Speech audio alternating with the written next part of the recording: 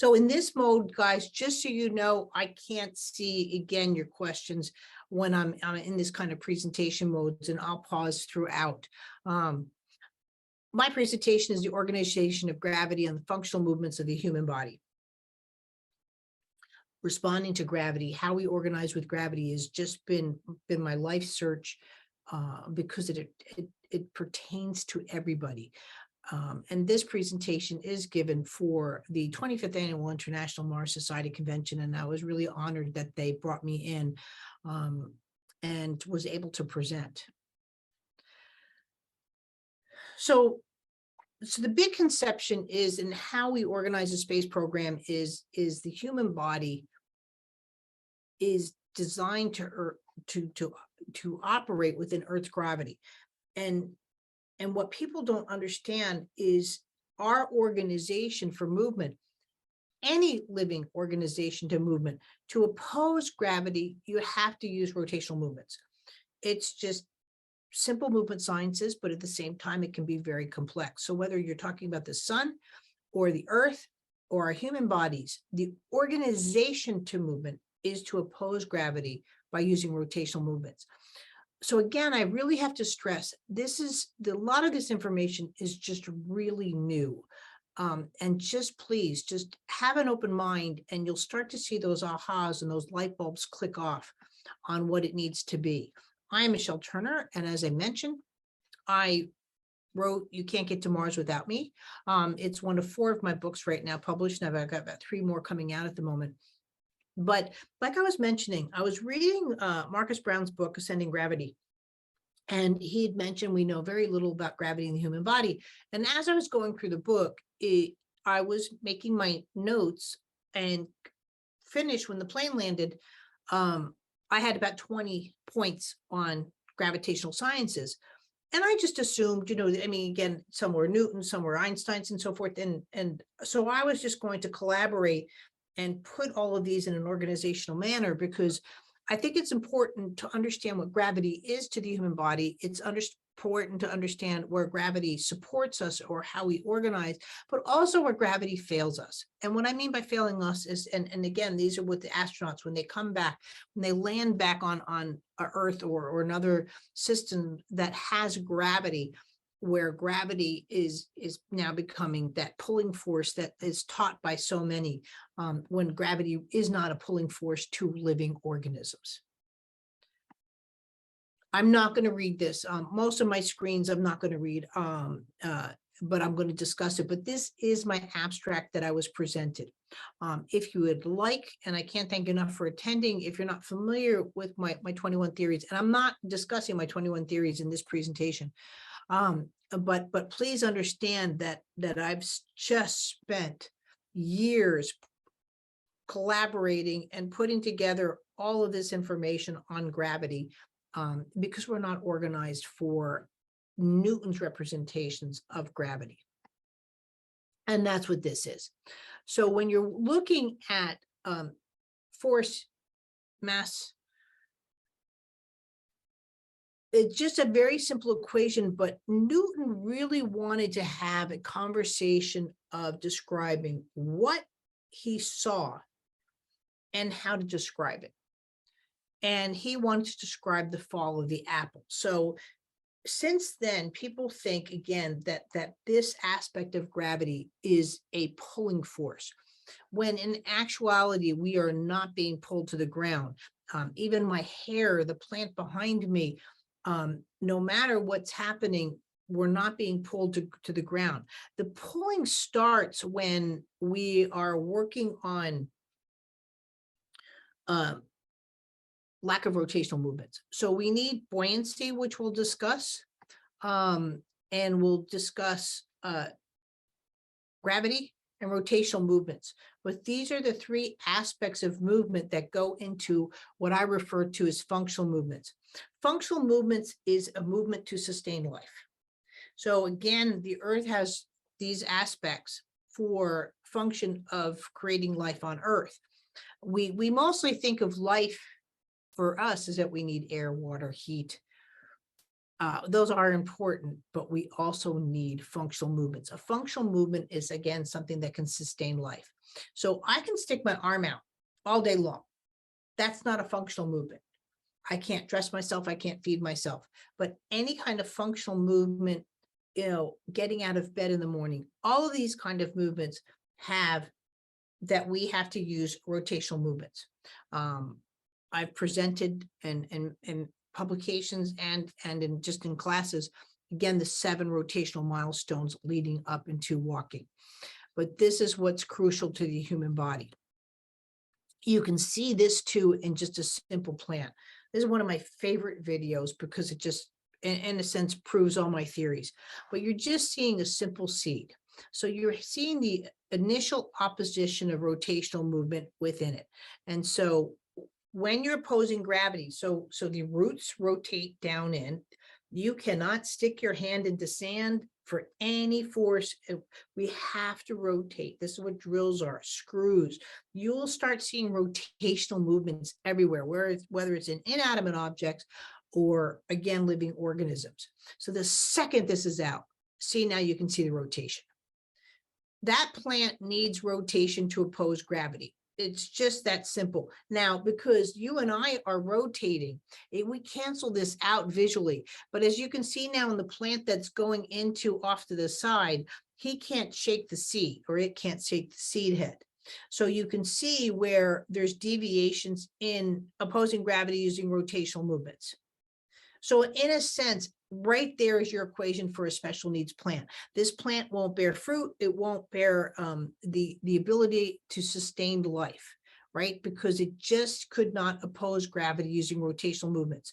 You can say it's lack of water. You can say it's lack of sunshine. You can go into those aspects.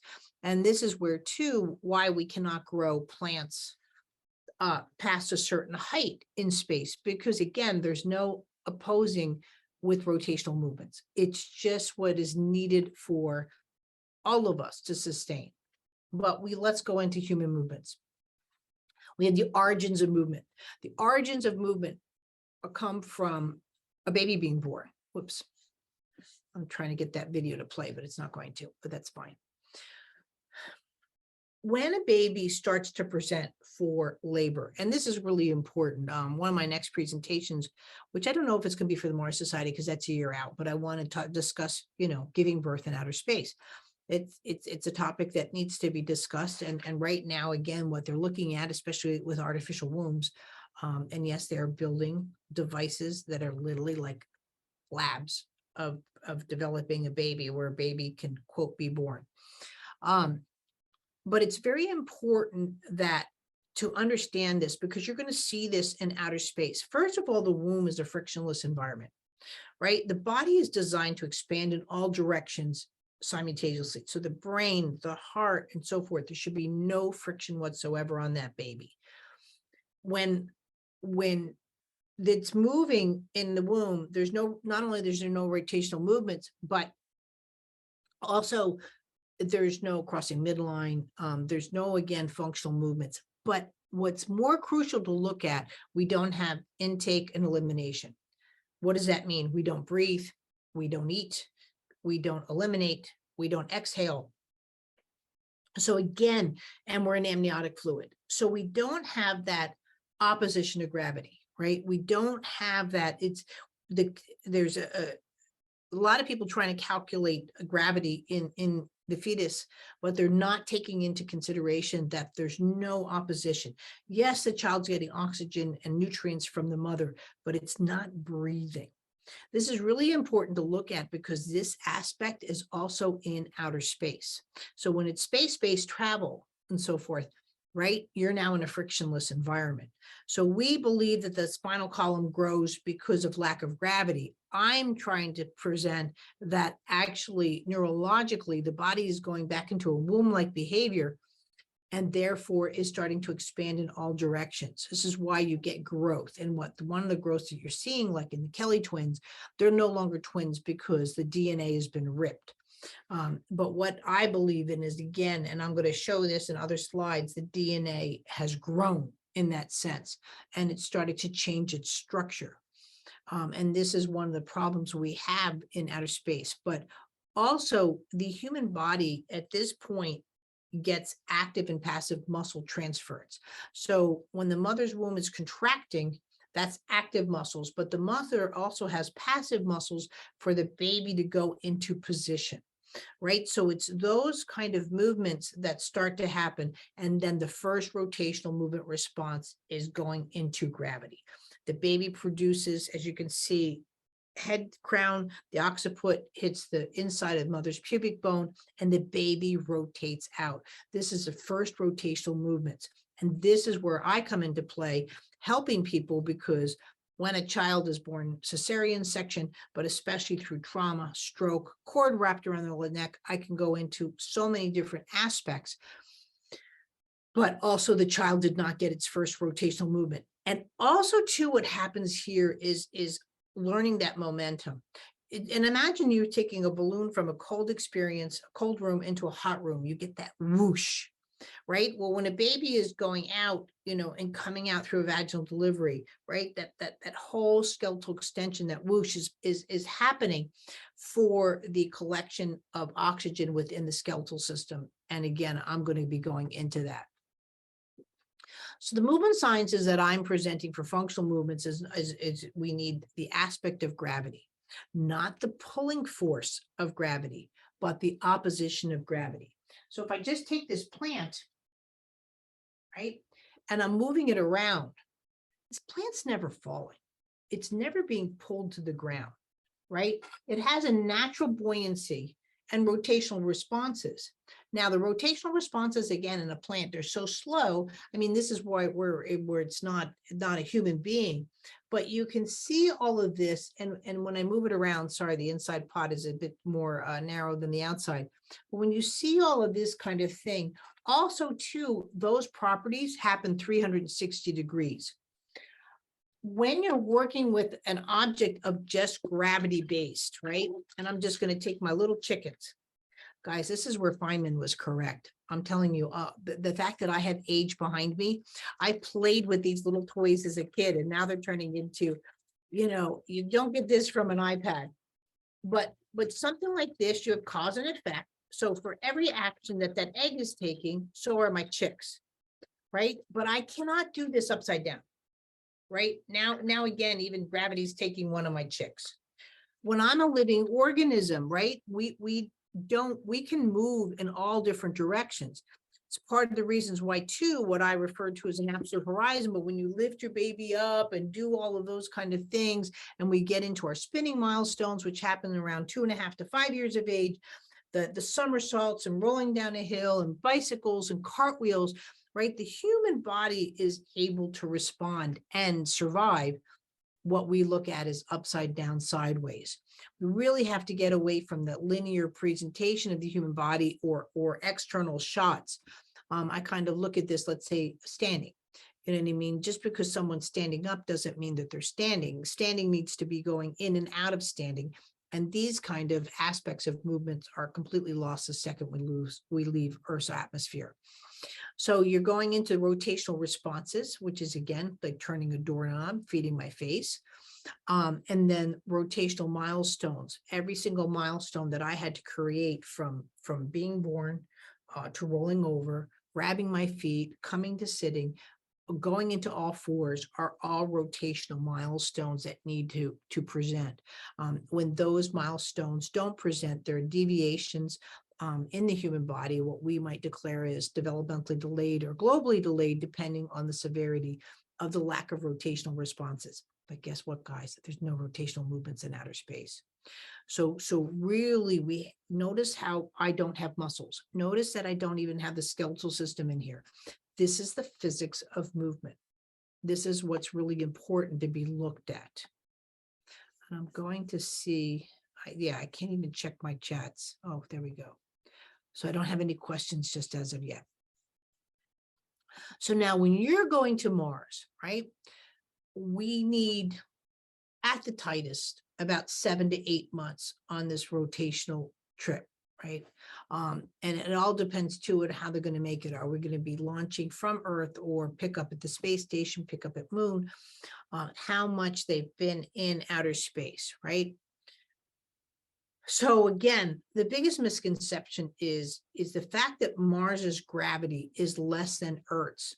The fact that now my astronaut's going to have muscle atrophy, I'm just counting on it. And I'm trying to say I can prevent that or lessen the severity of that through these aspects of physics.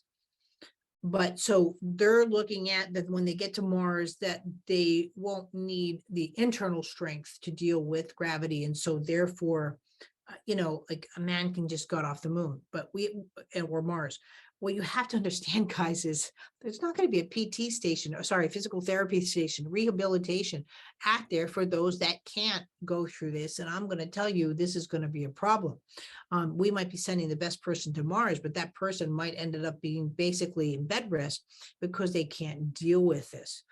And then two, there's a really big misconception on mass in the human body. Now, I get it. If I take this little, toy, a ball, and put it on here, Jupiter, this will always be a ball.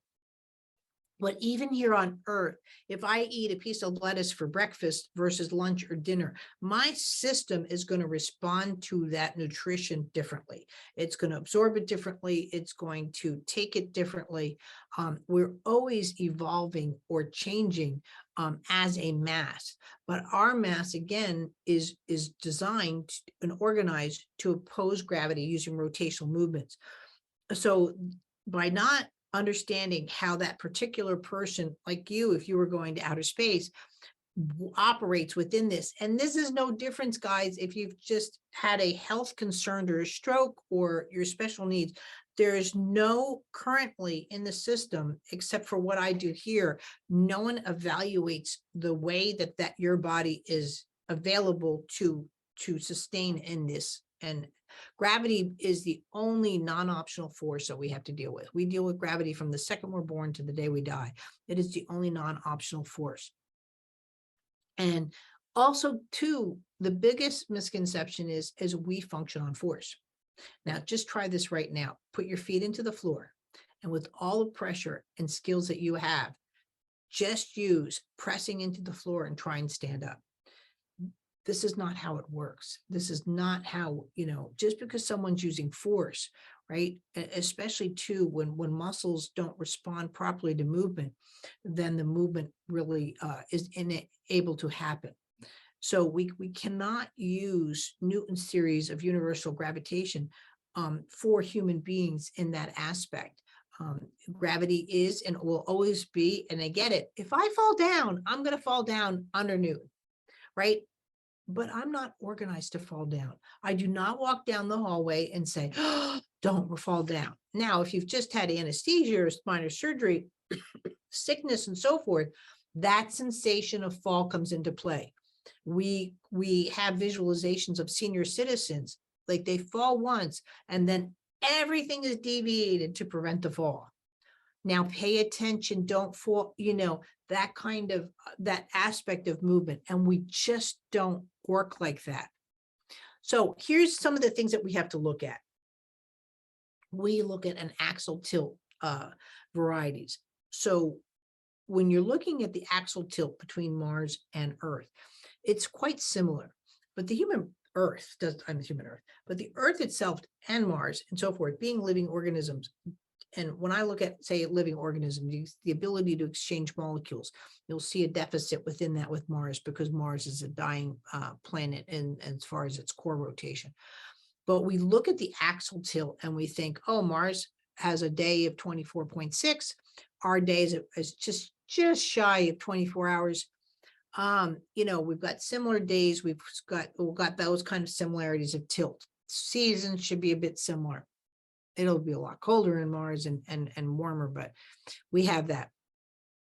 What we're not looking at, and this is my first object here, is the equatorial rotational velocity, right? The spin of our equator, we're going over 1,000 miles an hour, right? Right now in Phoenix, I'm probably doing 900 miles an hour. But if I jump up, this wall doesn't hit me, right? I have a binding force within the rotation. This is part of our organization. But when you're looking at Mars's equator spin, we're down to 540.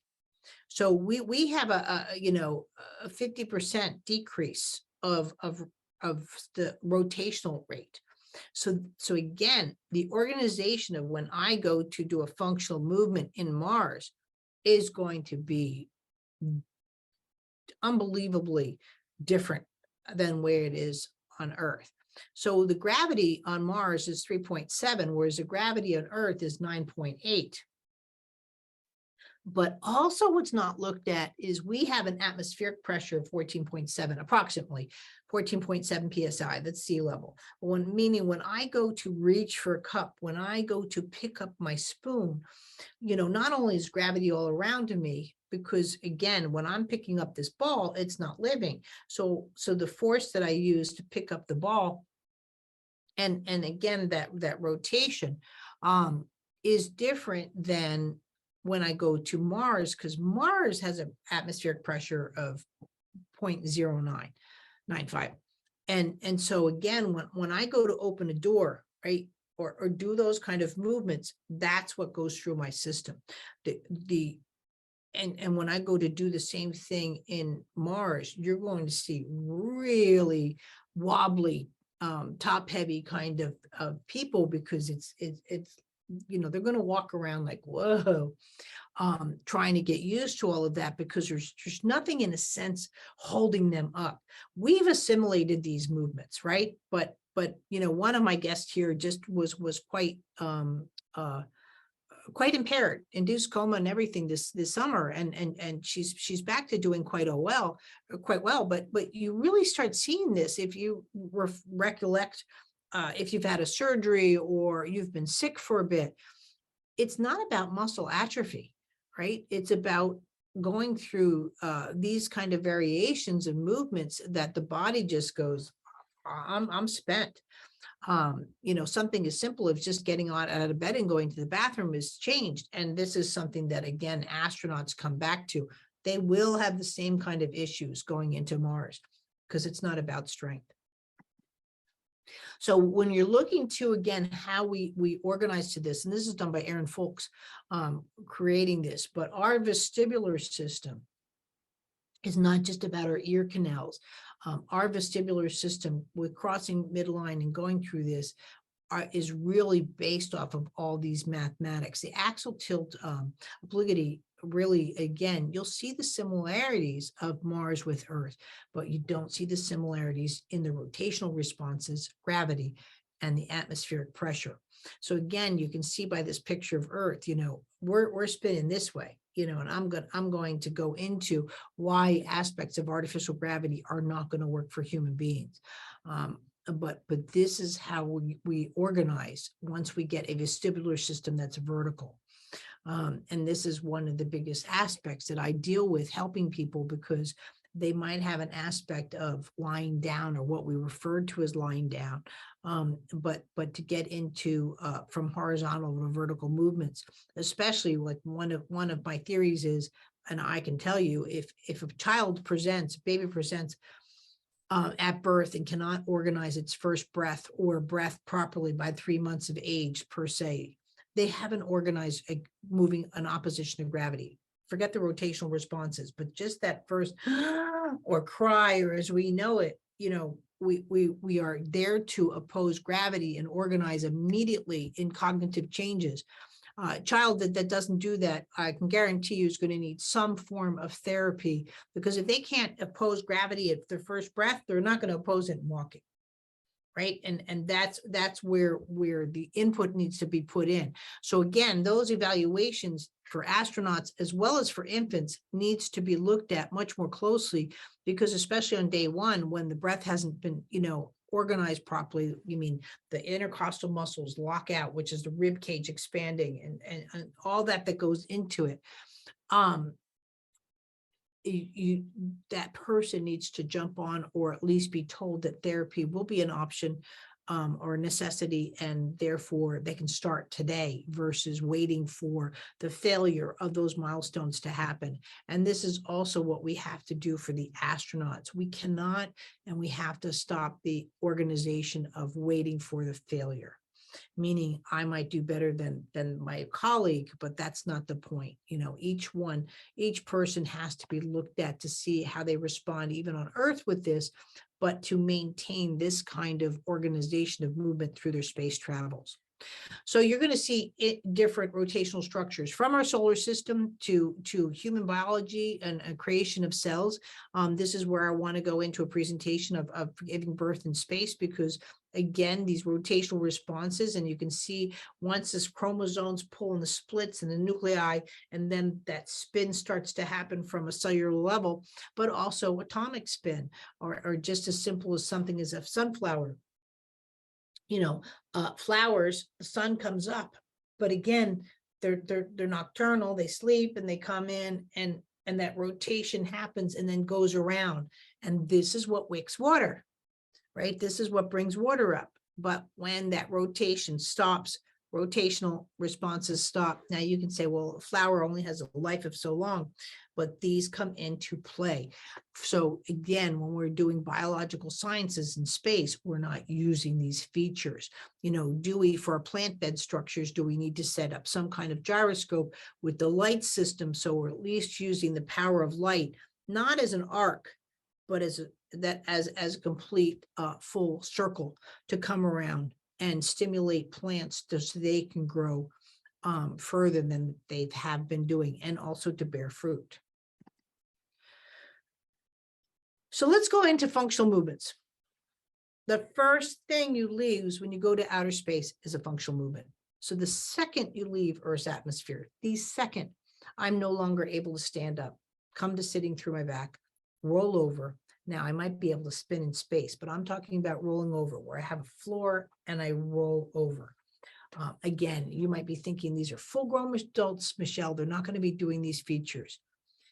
What I'm trying to say is these features are foundations. It's like ripping a house apart, no longer having support columns, and you're asking that structure to suddenly be a 3-story home. It's just not going to happen. So this is where the skeletal system functions just immediately crash. And we have a problem, especially from the 2 to 5 months window, where the skeletal system, the bone density changes happen just so quickly. It's not that, you know, people thought that the longer you stay in space, the longer than your progression to muscular atrophy or your progression to bone density loss happens. But actually, and that's what's perplexing to science. And this is what I'm trying to say is we need to have functional movement responses in outer space so the system can be able to develop its muscles more properly. So, and this is why, again, the astronaut can't even sleep, because the functional movement of just lying down is gone. And that float is there, because when we lose gravity, now buoyancy is an all-time high, even more so because we've lost rotational responses. So you'll see this, but the lack of crossing midline and all of that come into play. We also lose, because of the opposition of gravity, a lot of our topical and subsensors.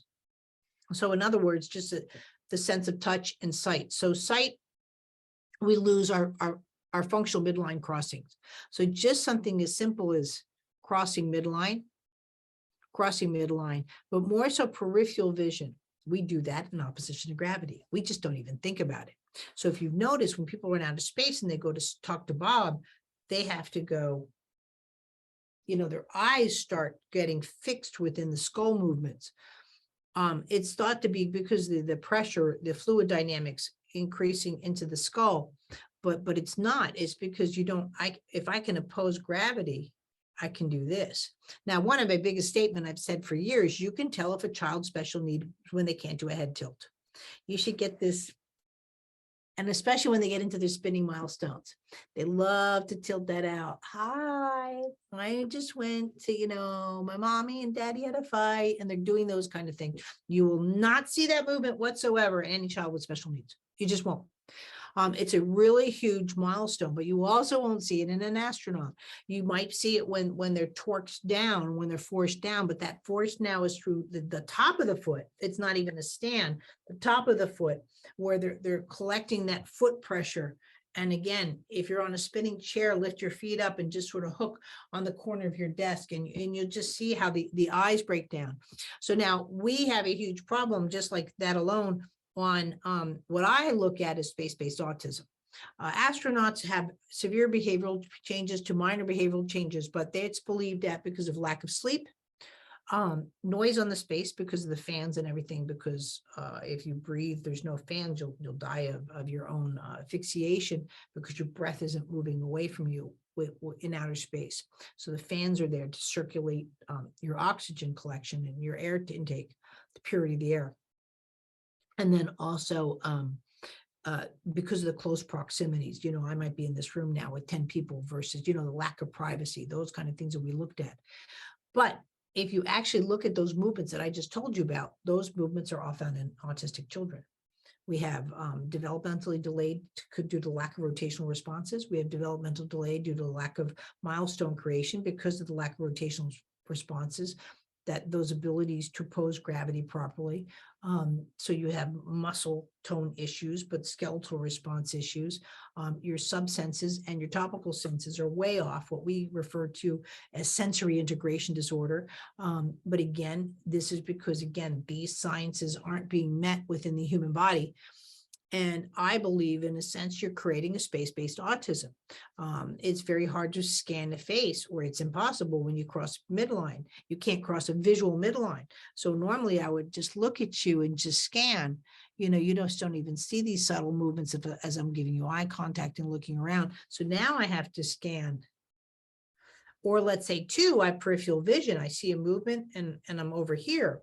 Now, if I see a movement, I've got to go and move my whole body, right? This is what you see with ADD, right? An ADD person can't say, oh, there's a plant behind me, or this picture, is that what you want, right? They have to go, I'll get it, because they see more through their chest, in a sense, and their chest has to be present. I'll get it. You want me to get that plant? And boom, I'm gone. And now they can't remember what they just did. And then you say, come back, come back, come back. Come on, Johnny, come back. You know what I mean? But they can't do, like, what, Mom? Now they have to do this again.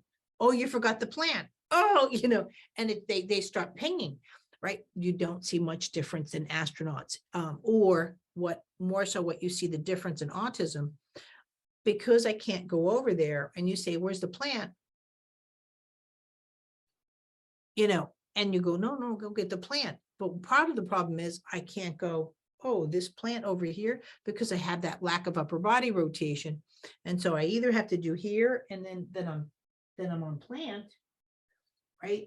But you're gone. And so when I'm here and you're calling someone's name, am I not responding because I don't want to respond? It's a cognitive thing. Or I'm not responding because I can't move into the response, right? And this is, again, guys, where not that I'm leaving what I do here, working with people, helping them move better, but that aha and taking it out of context. And so now you're dealing with the muscle atrophy. Why? You don't have functional movement. Not having functional movement is where my muscles respond. I can go to the gym all day long and do linear based movements. This is biomechanics, where somehow this is the lever joint. I don't know why that was discovered, other than a visual description, because you can't do a movement through an elbow. It's there to possibly direct movement, you might say. But again, if I'm doing that kind of a workout and now quit the gym, I now have muscle atrophy, or my muscles go back to where they were in seconds, usually within a 1 to 2 week process, right? Or like if I break my arm, my muscle atrophied because my brain's saying, I don't need that system anymore. Wham, is immediately where I can be in bed with the flu and not have the same type of muscle atrophy, because I still have some functional movements that are in. The functional movements really come from, and the way the muscles respond to movement is through our skeletal system collecting oxygen. Optic nerve, again, you're seeing the vision going back to a very immature vision that you might see in literally a newborn. So the system itself breaks down, because, the old saying is, if you don't use it, you lose it. And we do nothing for vision. Matter of fact, it was interesting seeing demonstrations or conversations on facial scanning, because they're dealing with again, the astronauts just have the behavioral changes. And I even said with they're just lying them upside down, trying to get like the atrophy there. And I said, well, what are your pre and post functional visual evaluations and so forth? And they don't do any of that, lack of funding, lack of knowledge. So, and then you're having, again, the genetic expression deviations and DNA changes, and I'll show you where that comes from. Again, they're all rotational based systems within the human body. But I really have to stress, and this is one of the first bases that we have to start changing the programs. So we do a lot of tank training. We put astronauts in water. We're ruining their systems before they even go out of outer space. You will have the same responses in water. And so we have to stop doing the analogous training to what's in space. Now, I get it that if I'm looking to change a solar panel or something to that effect, working on anything to do with like for a spacewalk, let's say, you have to go into water for the body and the brain to go, okay, I'm going to move this way, or very similar to it. Let me do what I need to do here on Earth. So I'm used to those movement responses that I'm going to have. But to take that and put that as a part of training, you're destroying everything that I'm saying before we even leave the planet. So muscle functions. So again, a big misconception is we're looking at linear functions. And two, another big misconception is we do these from an outside force to improve function. I am capable of picking up the ball all day long. But there are forces within my body and responses. You don't see a little baby lifting weights, right? They're learning all their development with really little to no external stimuli. We're really trying to change that as we get more affluent, giving baby things, but we give babies external stimuli, the swings, the bouncies, and this, that, and the other, because we're looking for those gains. But what we're not considering is, again, really, we need a blanket and the floor, and lots of crawling and lots of movement, lots of grabbing the feet. Grabbing the feet is probably one of the biggest missed milestones. And probably the most significant, because it opens up, it articulates all the metatarsals, metacarsals within the feet and the hands. And that's what we are meant to do when we first start moving around. So now these are one of my presentations that I did at Oxford. So if you need, I have my papers on this. So within the sarcomere, the muscle itself, right, we are taught sliding filament. 1954, they examined frozen frog cells and said, this is how a muscle works. What they're not understanding is the muscle actually works through rotational movements. So it's having something as simple here as a button toy, right? And I'm doing this, and this is where I like doing this, so here is just a simple button toy, but this is actually myosin actin when you're having ATP collection, and I'll show you on the video. So when I reach for something, right, you see the functions that go into my muscles. So when I release or have an active and passive phase, just like math, for acceleration and decline, deacceleration, it is the same amount of force. And so this is how I have perpetual motion within my body. Now, if I'm high tone, I don't have that kind of movement, right? I don't have that kind of force. And if I'm low tone, right, again, I'm here, I can't even get my force to start. This is what has to be done. And I'll show you here. Again, that collection, that spin starts within the muscle cells. It is so important that we start looking at this more seriously. And those are some of the exercises and the momentum that we need in outer space. If I did this in outer, again, I would have to so anchor myself to do something like this. But these are certain exercises that have to be done within our space-based travels to become multiplanetary. Why do we lose balance in microgravity? This is one of the biggest rehabilitation questions, is the loss of balance. And we're looking at it by fluid dynamics, and there's too much fluid in the head. Yes, that impairs us. But really, first we have to look at loss versus inability. So the second we leave space, where I say we lose all our developmental milestones, we have the inability of performing a milestone, which includes just something as simple as standing. It's very novel to suddenly have a float and it's fun and so forth, but immediately, I believe we need to tease the brain that we're going in and out of gravity on a daily basis. I'm really going to explain where artificial gravity is not really artificial gravity and will not work in the space-based program. And not only that, but it's cost prohibitive. So we might as well just change that conversation around. But we lose key midline crossings. Please, guys, people think of midline here and here. This is a midline of just me taking my shoulder, and then also too, my shoulder can go into a rotational midline crossing. When we're in outer space, we're the Queen of England, we have those kind of movements. But again, because I don't have force, see, this is where the atmospheric pressure comes into play. No matter where I move, I'm very much like a plant. Now, maybe if you're a truck driver, you might not be playing with those movements, but then again, too, this is where your system breaks down and you have chronic back and so forth, really, because you're sitting like this, especially if you're angry like this and you're moving, or you need that kind of force. And it breaks down the system. So does behind the computers. The biggest loss that we have on Earth, as we have money, we don't lift our hands over our shoulders. We're not pruning trees. We're not hanging laundry. We're not hunting and fishing, right? These are objects or tasks that have gone to certain people, certain classes, certain aspects of regional. It's not just where you might say, that they don't have the affluence of money, but as we have money, as we have these things, we are losing this ability.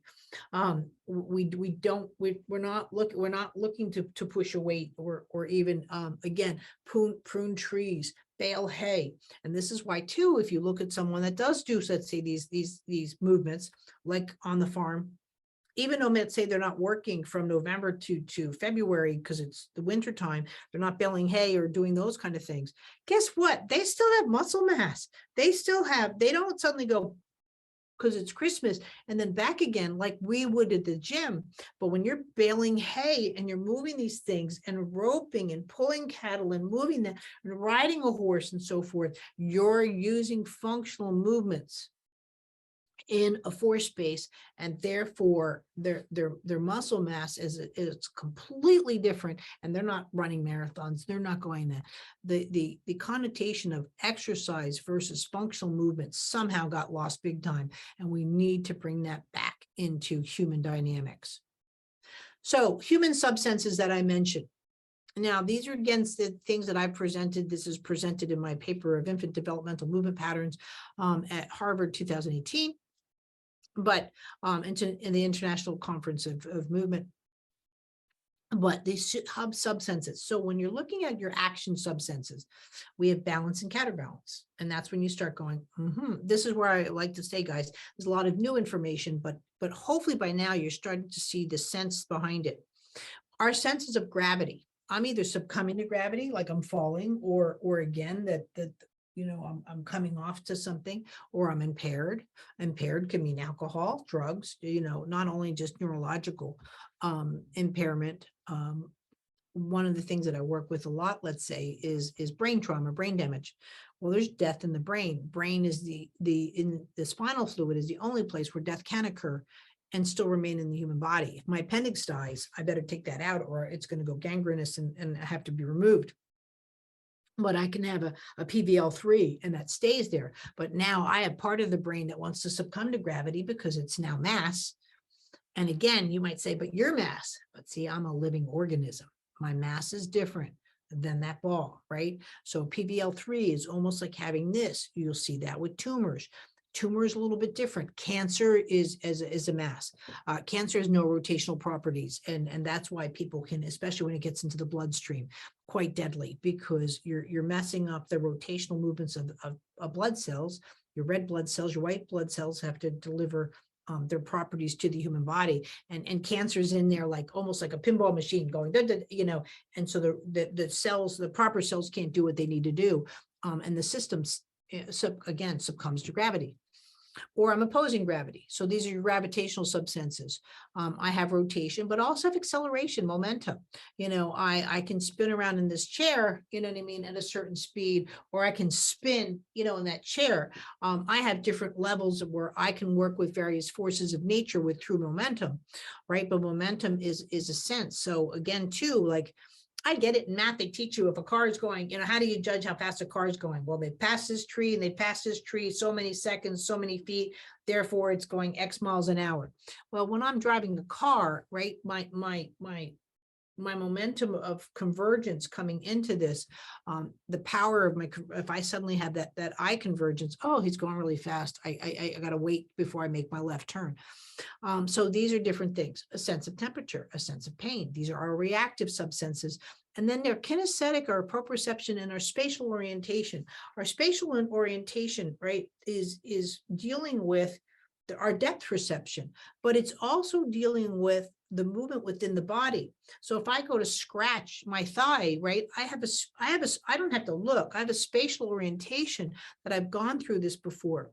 But when you're looking at something like this that we do, this is rehabilitation for an astronaut, right? First of all, we're taking away all of this, and we want him to balance. And not only that, but you've got 5 people around him ready to catch him, right? And they're all monitoring these external sources.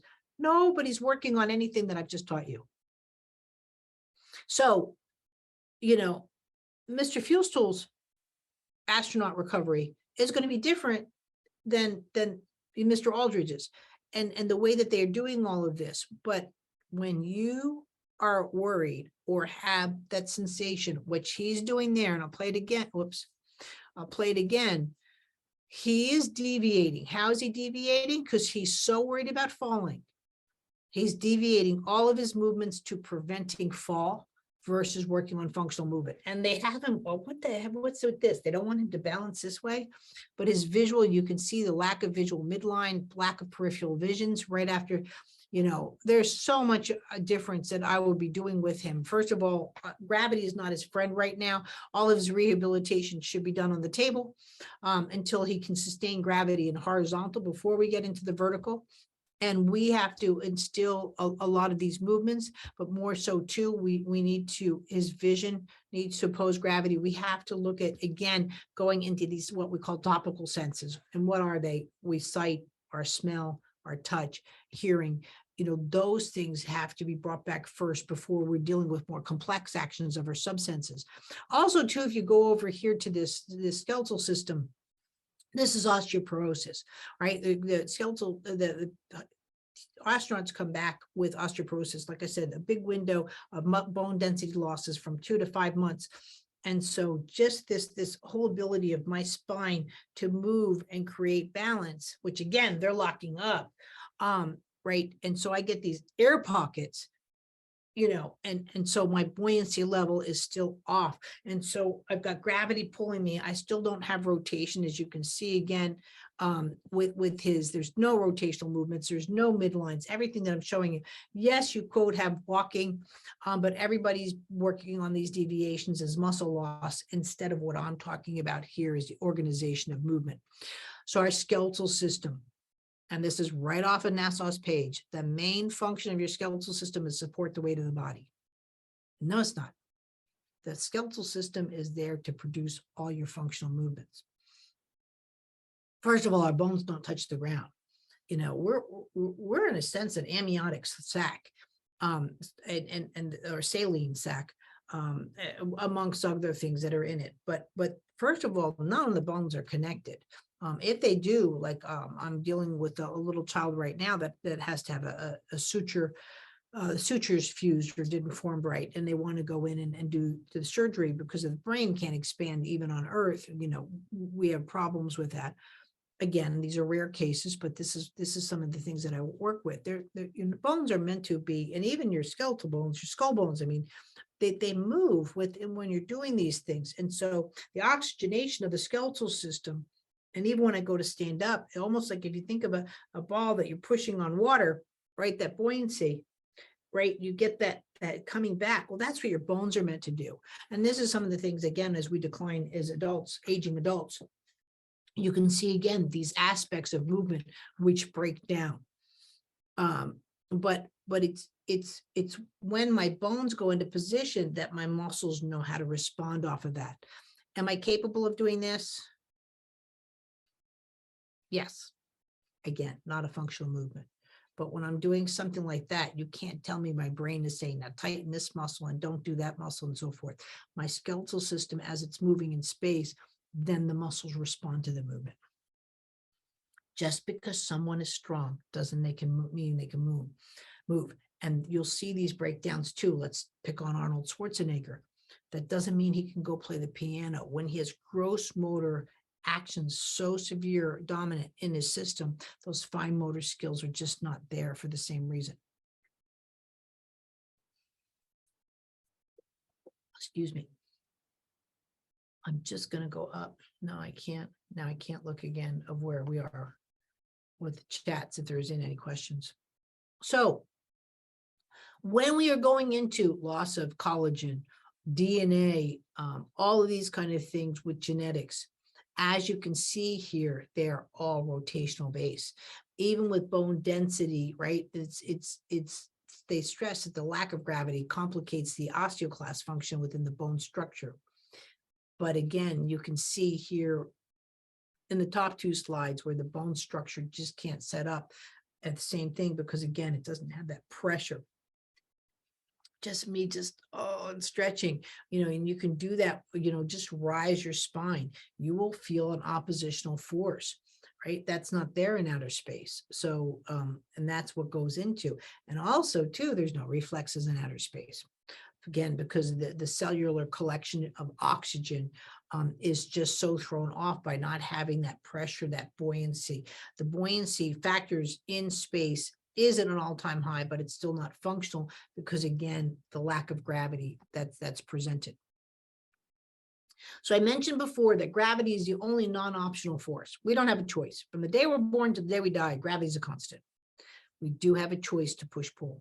We do have a choice for convergence. Now, most people think of a visual convergence, but again, when I'm a child catching a ball, I converge, or kicking a ball, all that. So convergence is coming in. Once I've mastered convergence and maybe a push-pull, now I can throw a ball. But a baby can't throw a ball until they start moving it. And until you have two or more forces, you cannot have compensation or comprehension skills. So it's the ability not only to have gravity as your constant and acknowledge that through the body, but now to work with push-pull, convergence, momentum, torque, and control. And I do mention torque in here. Torque is different than rotational movements. Just think of when you're grabbing your kid, and you're spinning them around and so forth, or I am on a roller coaster. I do have to work with some forces of torque, right? But again, I choose to. And then I have my ability, can I control these forces? If I'm being pushed, can I control it when, or not? And again, these are where you see a little bit of the failures in just the explanation of Newton's theories. But again, Newton was meant to just really visualize the fall and state of rest. So again, the structure of movement. So I have to have my life structures, but also my life functions. And this is where I'm going to go into about being born in space, because these do get thrown off, because the structures over here, the eye structures, hip structures, and so forth, aren't going to form in outer space, right? And so, but the skills that we need for movement, right, then aren't going to have that relationship. And so that's where we have to look at from again, I don't worry about that I'm breathing right now, right? Nor do you. But if you are worried about your breath, right, you're not running a business, because now you're down to your basics of life function. But it's the same thing too if you have issues with balance.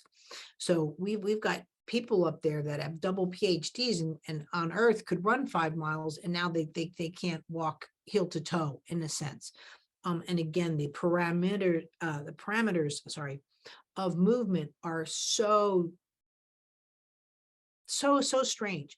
Let's just take standing. A therapy stand is like, feet parallel together, 5 inches apart. The only people that can do that, if they're guarding the Queen of England or the Vatican, the Pope. those guards have to go through such psychological testing, because that is just not the way we stand. We stand very asymmetrical. Even right now, if I'm sure some of you are just over here listening like this, it is actually very difficult to sit, with attention for long periods of time. It is just not how the human body works. So to be where you're on guard and that kind of thing, and so to actually have people do it in therapy, the brain just really fights it. The brain's just like, what's going on here? It's about the variations of all of these things that come into play. So this is where we're starting to get into artificial gravity, but we have to look at the movement through gravity. So that's why, to me, gravity and centrifugal force are just different concepts. Why? Gravity goes, in a sense, through me. I interact with gravity. And gravity, again, is my base force, right? When I'm being forced or going through a force like centrifugal force, and people go, lady, don't you know what a wash machine is? Yeah, well, like, I don't grow up in one, but yes, I do.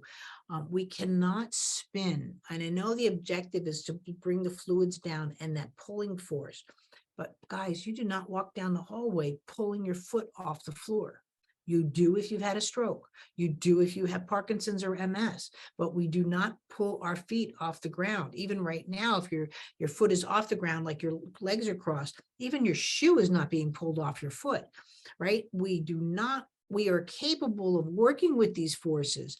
But now think of a surfer, a skier, any BMXers, skateboarders, any person that is now organizing to centripetal force. Now you get people that really difficult to have relationships. Surfs up, they can't hold a job. The whole yo dude kind of thing. This is what happens. It is a different force. It's a different organization, but you cannot have functional movement. So this is where Einstein was incorrect in the sense of his box theory. So he believed that if you put a human in a box and didn't have any windows and had 1g force, that they wouldn't know the difference. You can't take the human scale, right? Standing on a scale, and let's say I'm 150 pounds here on Earth, and put me in centrifugal force outer space, and now I'm 150 pounds. That okay, gravity's good. No, because there's no way you can have all that I've shown you in functional movements. You won't have it. The stand now is a push, just like a surfboard. And this is why most of us don't surf or skateboard, right? Because we're getting that push. But we can't, again, like, you don't see surfers eating a bowl of cereal and doing all of the, they're preventing a movement which is falling, right? And so looking at artificial gravity, and again, I can't even imagine what that's going to cost us to do in outer space. But this is not how we organize our movements within gravity. It can't be considered, it is just a force that we have to deal with. Now they have to get used to this force when the rocket's leaving the Earth, or that kind of thing, that thrust. But again, centrifugal force, is an outward force, where they're going against, where you're going against it, right? And centripetal force is the downward force, or now, again, there's an equal force for an opposition, but again, not function. And that's where we have to change the way that we exercise and stuff in outer space. So here's where I wanted to talk about space-based autism. Our mental health and performance is imperative. The lack of sleep, the lights on, all of that, yes, are environmental factors that are different that are in space than on Earth, and really have to be dealt with. But again, postural deficits, we don't stand.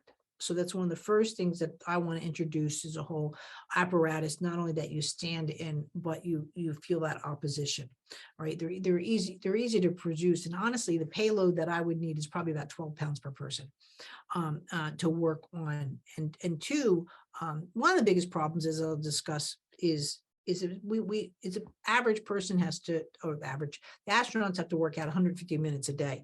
That's a lot of downtime that you're working on just on exercising. And again, with non-functional movements, and you're not seeing the results that you need for that kind of time that you're putting in. So again, the functional vision that I mentioned is a real issue, and that needs to be worked on as well. And that can be put into the standing apparatus that I have. But also eating, I'm going to play a video, but you're just squishing, and there's no anything to go with the mouth functions that has to do with functional eating in outer space. It really becomes this novelty that food just kind of floats and we grab at it, but human beings are not fish. Fish are the only ones that eat like that, and that we can see for our experiences here. They have that grab and that kind of thing. Even Colonel Chris Hadfield, he's a Canadian astronaut, said, I just didn't know we need our tongue use gravity, coming back from outer space. They're just like, gravity is just such a force to them. But again, because they don't have those rotational movements, I can show you plenty of data, and I didn't go into, like I said, this could have turned into a 5-hour lecture. We're already into an hour. I apologize. On just chewing or is a rotational response, and you can really see it in cows, and animals they just have this rotation. And again, you're in expansion mode, and your structured movements. We really have to look at how much space, what we're doing for the human body is equipment-based sustainability versus life sustain.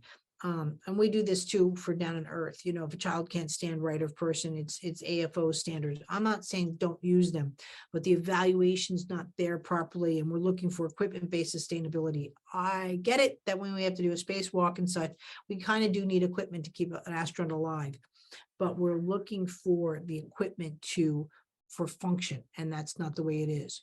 Nerve complications, as you know, but if you look here, myelinization and myelin performance, nerves and so forth, is again rotation responses. It's amazing how you're looking down at just microbes and atomic levels, and you will just see rotation everywhere.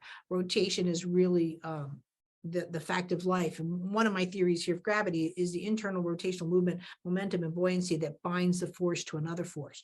And that's the connection, right? The nerve cells. Astronauts can lose fingernails. The clothes can hurt them for the rest of their lives because of what they look at as nerve damage. But really, if you look within this, you'll see too the breakdown of rotation in outer space, and that needs to be stimulated during space. So when you're looking at muscle performance and atrophy, again, there's no force against this. You'll see a little bit of force over here at the mares where they're pushing, but again, it's so linear, and you're not feeling again those kind of movements. That's the equipment that I use here somewhat. My equipment's obviously going to be different here because we have gravity, but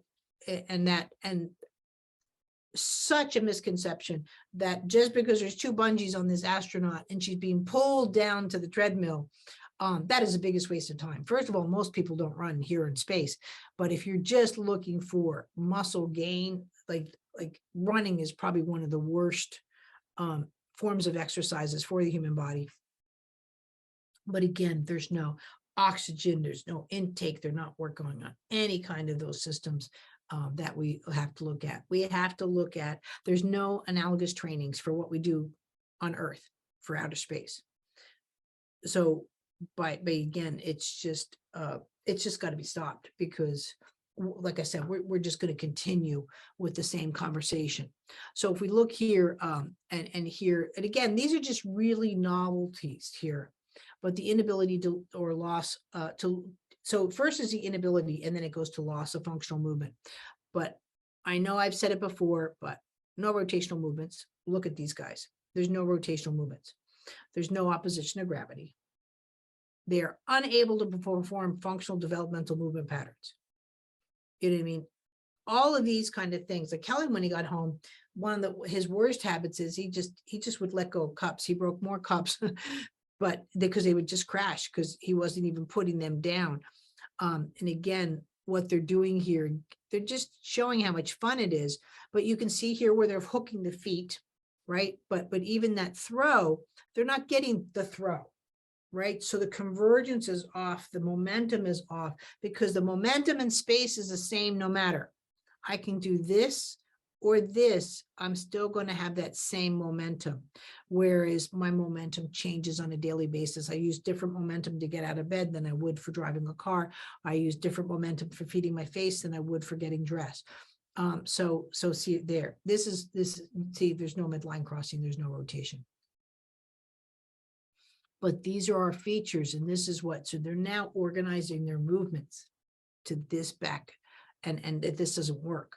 So we have to bring in, again, the rotation. You can see with the eating and collecting, even this to collect, look, it's like a catch versus, you know what I mean? Like there's no fall, that change of spatial orientation, that momentum, all of those kind of things that come into place. But you can see too how, there's no goal, that kind of thing. It's just so minimal effort, but it's considered fun. Let's go back to Einstein. We can't keep doing the same thing over and over again, right? So again, there's been little to no changes in all of the above: muscle atrophy, bone density loss, fluid dynamics, behavioral changes, rehabilitation complications, lack of long-term space travel, inability to multiplanetary. And again, what I really want to stress here is I'm really afraid that because of the bone density issues and things like that they're going to stress more that men go in outer space because of the difference in our systems. And that's not the answer either, because we're going to sustain a multiplanetary, we need the variations there. But it is it's the movement that combines the actions of momentum and mass through the opposition of gravity that will most effectively improve a human's locomotion and cognitive function. It's just that simple. Artificial opposition of gravity, artificial gravity, again, consists of Earth-based functional movements, proper functional movements and evaluations of individual prior, during, and after, changes in implementation from core strength to core movements. Babies aren't born with core strength. If they have cerebral palsy. They have core movements, right? Little old ladies go to the store just fine because they have core movements. They don't have core strength, right? We really have to get away from that misconception. We have to look more at milestone organization and internal movements of the implementation of programs. So in other words, we've really got to change the space program. Exercises all have to include opposition to gravity using rotational responses. That's it in a nutshell. And equipment has to be designed to enhance these points. It's practical, it's cost effective, and can be really sent up and start working with the ISIS with really we can be done within the space station that's already there. This was my part for questions, but I really just want to say thank you, and I'm going to come out of this now and answer any questions. It's really important features. If anyone beyond this conversations wants to have conversations with me, by all means contact me, because my love and what I do here is to help humans on Earth. But at the same time, too, I really can't stress, you can't get to Mars without me. The physics behind movement really need to be reevaluated, changed, and for more efficiency for life on Earth, as it will be for any other planet that we're going to be working on. I wholeheartedly agree that we are going to the moon and the Mars. The momentum there is amazing. It's going to change our evolution, but we really need to change the way we process humans. Just because we have great rockets now and we maintain facilities, we've got to get back to work on the humans to keep us there, because also too they have to reproduce. And I don't know how to. There we go.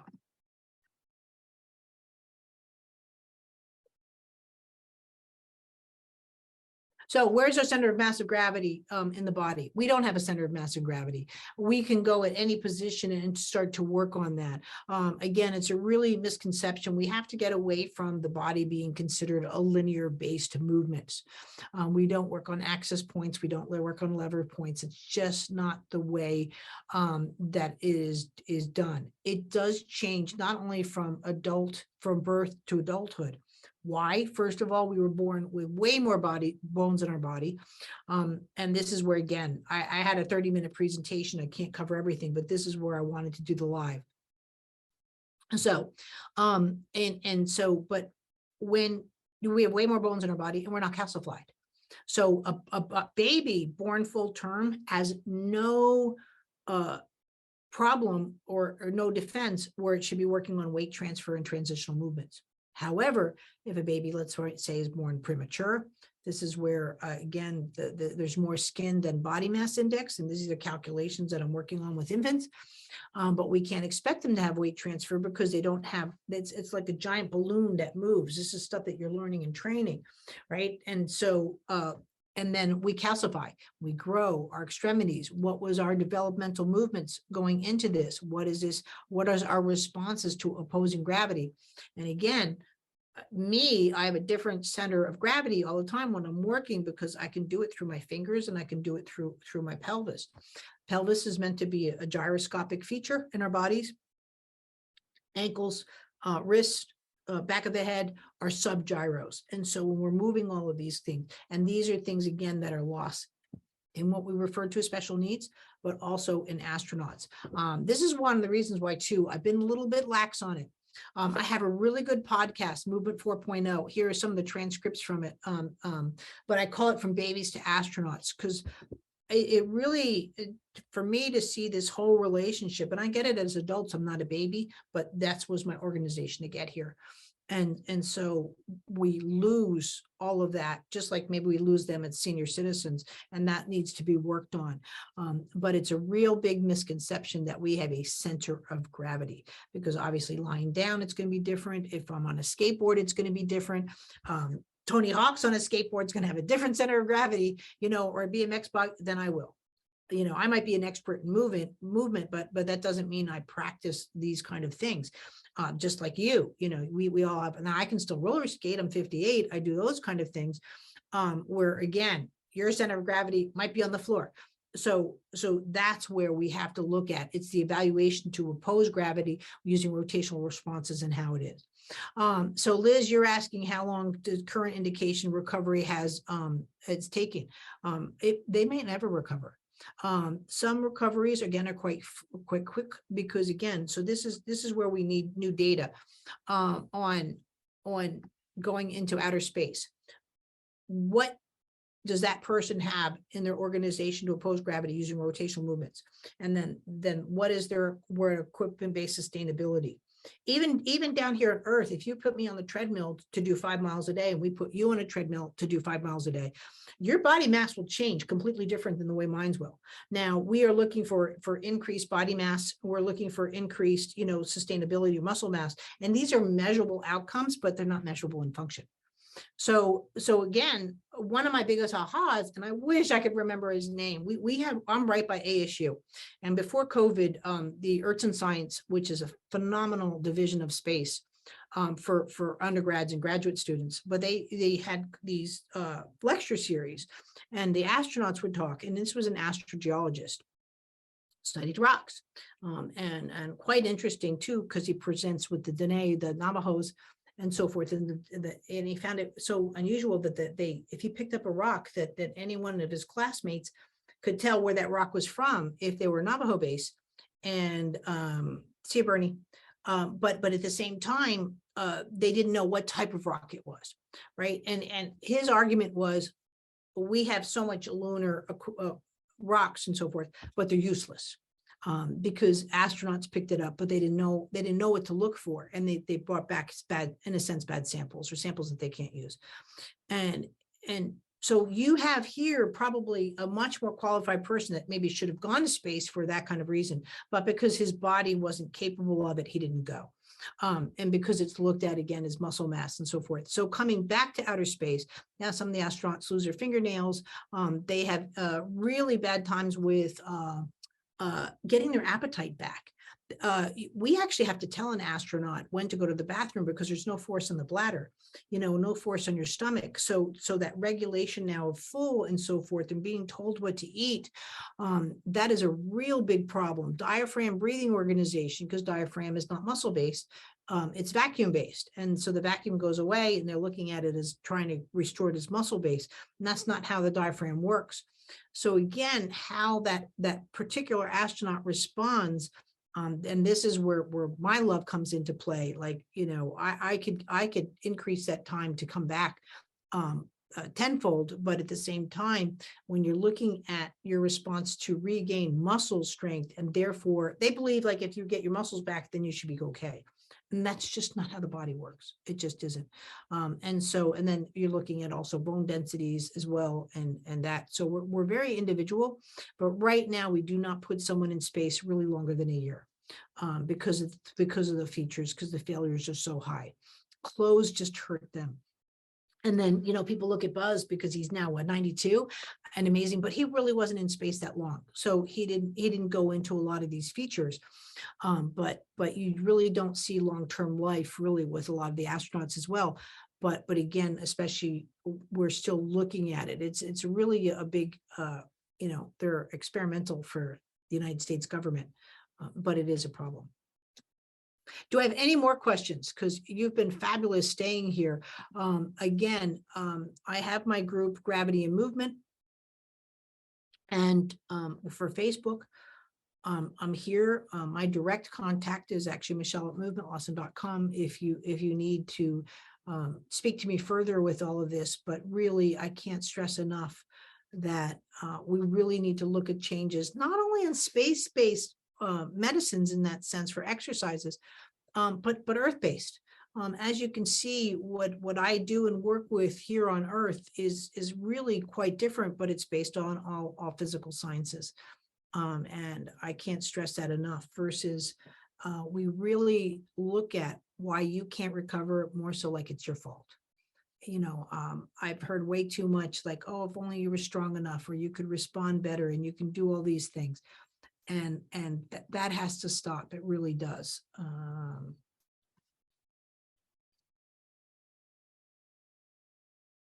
So the oxygenation changes, responding with the skeletal system. The skeletal system oxygenation, and this was a Nobel Prize in 2019, that all cells can regulate and collect oxygen. A really simple visualization of that is that if I'm in water, I float. The second I pass away, I sink. Right? It's not just the air in my lungs, but my system no longer deals with that, and I will succumb. So gravity is here in water, and then all of a sudden gravity is here when death occurs. And again, this is where our masses are different. But our bone density goes into, again, with just us standing up. If I stand and my head's just a little bit further, my by 1 inch, I have a mass that's 10 inches, 10 pounds heavier. That's going to change our bone densities and things like that. So these are things that we have to look at, not only for postural changes, even just eye buoyancy. Not having that eye buoyancy is one of the regulators for skeletal buoyancies. The filaments in the eyes. The filaments of the eyes are really only looked at for eye color, but I really believe that they're there for our complete vestibular system changes. If you watch the slow-mo guys doing just the close-up of the eye, you'll see that every movement he's making, right, the filaments are literally just adjusting to what's going on. So if you have an astigmatism, I'm going to tell you right now, your bone densities are different, because I see, like say in cerebral palsy, if a child does not have binocular vision, meaning if one eye is going in, I can do that with my right eye, you'll see issues with the hip. Again, which came first, chicken or the egg? Are you have asymmetrical hip formation creating eye issues, or vice versa? I believe it's the vision that's first, and so it creates issues in bone density responses. So I probably could write a whole encyclopedia off of this, but with the tone of bone density, again, you're just thinking the skeletal system's there to hold mass. And it does do that quite well, but it's doing that as a floating system, right? The bones aren't attached to the floor. They're not attached to each other, right? There's cartilage in between, and all of that regulates what goes into. So I'm not sitting there with a spinal column. Every one of my vertebrae works totally individually. And you'll see this, people like Cirque du Soleil and belly dancing. I mean, they can isolate and do amazing things with their system, right? That we just don't practice and play with, but they're doing that through, not that their muscles are doing this, but more so they've learned to do that by again, playing with the buoyancy changes in their skeletal system. And so again, the recovery rate it depends too on how that they're incorporating it. If you're a person with very, very little muscle responses, again, going back to my button toy here, if I don't have this and you've got an astronaut immediately working on bench pressing, let's say, when they get back to Earth, right, their muscles are going to dense up to like here. And now you're expecting this to happen.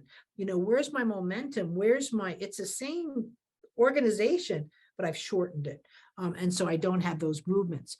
And so by not having those movements, right, and you'll see the spasm, or if you've ever worked out hard, or where your muscles actually shake and so forth, because lactic acid buildup and so forth. Again, that really has its play on the muscles, the bone system, just like you see in cerebral palsy with clonus. So I know that that's sort of all over the place, but at the same time, those are the key aspects that have to be looked at with bone density formation. Because again, when I'm here and all of us can stand up and do this, and this comes from Feldenkrais, you'll feel the muscles actually pull on the bones. If I go forward, now my muscles sag and they can't pull on the bones. So that's why when you start getting a kyphosis, it's actually the quickest form of aging for a human being. And because the muscles aren't being, in a sense, exercised or pulled on. And that's where you have that. But they have to be done that with oxygenation, not just the muscle base. You know, the skeletal system gets overlooked in functional movement completely. You either have it, you don't, or like when people say just stand up straight. And again, that's all based off. If standing up straight was the easiest way for me to do it, I would just do it naturally. I don't need to have my mom reminding me. Anything else? Because otherwise, I mean, you guys have been fabulous and just really hanging out with me all this time. I can't thank you enough for being here. We have to load it up and edit and get it out there. I will be airing this a couple of times. I'm debating if I'm going to throw this up to YouTube. I just think this information is so important that it gets out there. But at the same time, as you know, working with me, I have the largest library of working with human beings, and it's so much of it is free on YouTube. But at the same time, too, we really need to save humans here on Earth as well as in outer space. My mission statement is to eradicate special needs. But I'm starting to see astronauts going into that category, and changing the way that they function, even emotionally, is just not a conversation that should be had. Again, if I have any other questions, if not, please ask away, think about it, ask away, and get me on it. Gravity and Movement on the Facebook group. But I can't stress enough that I'm really glad that you're listening, but more so, please, if you know anybody that needs to hear this information, tell them to really look into it, because again, it has to do with the formations from us being born, how we develop, and how we go into outer space. And I'm really excited for us going into space travel. And I think it's really going to change a lot of our evolution as mankind. But at the same time, we don't want to lose our evolution as being human beings. And please, let's go forward, but let's go forward with better results. So thank you, everybody. And again, I'm just checking one more time. And that's it for questions. I can't thank you enough for being here. And let me know, too, if you want my gravitational theories, and I'll get them off to you. Just email me. Have a wonderful day. And I'll see you in a bit.